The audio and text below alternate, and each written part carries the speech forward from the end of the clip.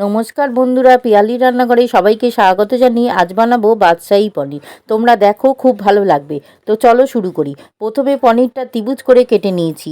এবার একটা পাত্রে 1 চামচ ঘি, হাফ চামচ লবণ, 1 চামচ কাসুরি মেথি পাউডার, 2 চামচ গোলমরিচ গুঁড়ো আর হাফেরও কম শাহি গরম মশলা গুঁড়ো দিয়ে একসাথে মিশিয়ে এবার কেটে রাখা পনিরটা দিয়ে ভালো করে মিশিয়ে নেব।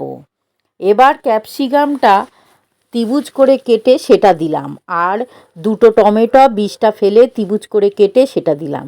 এবার সব কিছু একসাথে মিশিয়ে নেব।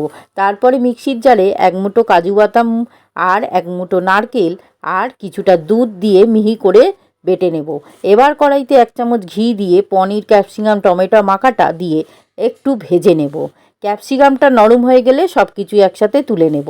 এবার কড়াইতে 1 চামচ তেল গরম হলে 2টো করে ছোটো এলাচ আর লবঙ্গ, সামান্য দারচিনি ফোড়ন দিয়ে একটু আদা কুচি দিয়ে নেড়ে বাদাম নারকেল বাটাটা দিয়ে কষাবো তেল ছেড়ে যাওয়া পর্যন্ত।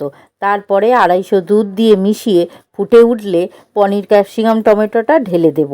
আর স্বাদ মতো লবণ, 1 চামচ চিনি, 1 চামচ গোলমরিচ গুঁড়ো দিয়ে মিশিয়ে চেরা কাঁচা লঙ্কা 2টো দিলাম।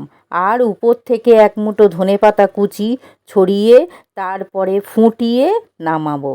বন্ধুরা, এভাবে করে খেয়ে দেখো, স্বাদ মুখে লেগে থাকবে। এটা পোলাও, নান, রুটি সব কিছুর সাথেই খেতে খুব ভালো লাগে।